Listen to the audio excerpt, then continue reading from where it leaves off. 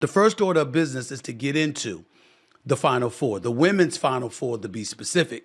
We're going to get started in Cleveland where the lights will shine bright for the women's Final Four. And we've got two games featuring the brightest stars in women's basketball. The first game showcases the undefeated University of South Carolina, led by Associated Press Coach of the Year, Dawn Staley, and the wannabe giant killers, North Carolina State Wolfpack.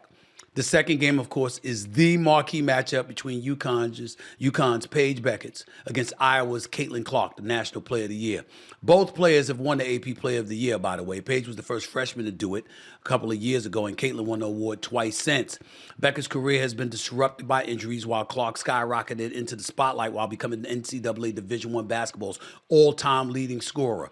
But it's on tonight. We could talk about a lot of different things, but here's what we're going to do. We're going to acknowledge what's at stake here for Caitlin Clark. Ladies and gentlemen, I know that because you see people alluding to it, so I'm going to allude to it. People looked at this girl, pointed out the fact that she was white, and you had people making noise as to whether or not she would receive this hoopla, this level of hoopla, if she were not white, because you had people who produced before her who happened to be black that weren't getting this kind of notoriety. I don't want to hear that. Not today. Not tonight. Caitlin Clark is the real deal. She is an absolute superstar basketball player. And you know something? She's so big time, I'm going to stop calling her the Steph Curry of women's basketball.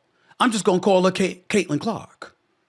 Because Caitlin Clark is the equivalent of Steph Curry in women's basketball. She pulls up from logos. This is what she does.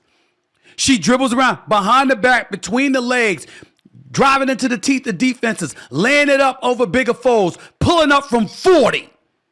And there seems to be nothing that anybody can do about it. Do you know in the past two Final Fours, in the past two NCAAs, this girl is averaging 38 and 10? Did you know that she's at 32 and 10 for this particular tournament? Shooting about 43% from three-point range. Did you know that she just smacked around LSU, spanked them, beat them, dropped 41 on them, similar to what she did to South Carolina last year in the Final Four when she dropped 41 on them? And so for me, when I look at that, and then I think about Paige Beckett, and I think about her being the National Player of the Year as a freshman, Caitlin Clark was around then, and Paige Beckett was still the Player of the Year. By the way, beat Caitlin Clark in the Sweet 16, 92-72, beat them by 20. Paige Beckett's got an opportunity because she only played 17 games first year, missed all of last season. Now she's back this year, just finished dropping 28 in the Elite Eight. She's on against Juju Watkins of USC, by the way, who's going to be a star in women's basketball for years to come. That Paige Beckett has an opportunity to make her own noise. And so really the question is, ladies and gentlemen, what's the best storyline? Is it Paige Beckett's? And how she can return to emerge onto the scene, taking some shine away from Caitlin Clark? Is it Caitlin Clark? And I don't want to call it a Cinderella story, a Cinderella ride, but Iowa isn't perceived as being the best team. South Carolina was considered the best team. LSU was considered the best team. But look at what Caitlin Clark is doing. She's putting on a show. And she's revolutionizing the game before our very eyes. Is it North Carolina State and a potential Cinderella ride? Or is it the big fish that is the University of South Carolina Gamecocks? Let me tell you something right now. Dawn Staley, do you know what her record is over the last 2 years? Ladies and gentlemen, she's 73-1. One. Now, that one loss came against Caitlin Clark last year in the Final Four. That means back-to-back regular seasons, Dawn Staley has been undefeated. It's the best story. When you look at it, one could argue that. But they are formidable. They should be the favorites. No question about that. By the way, over the last 3 years, Dawn Staley's record is like 105-3.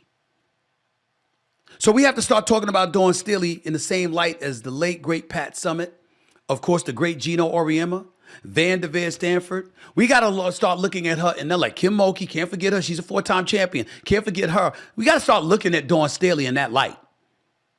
She captures the third championship. You got to start looking at her like that.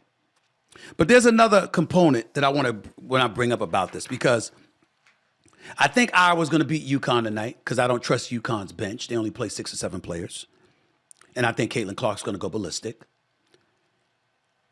I think South Carolina's going to beat North Carolina State, and I think we're going to have a rematch of last year's semifinals Final Four matchup with South Carolina going up against Iowa, and this time it's going to be Caitlin Clark against Dawn Staley again. So which story? Is Caitlin Clark going to lose a second straight national title game, a la Fab Five in Michigan, with Chris Webber, Juwan Howard, Jalen Rose, Ray Jackson, and Jimmy King?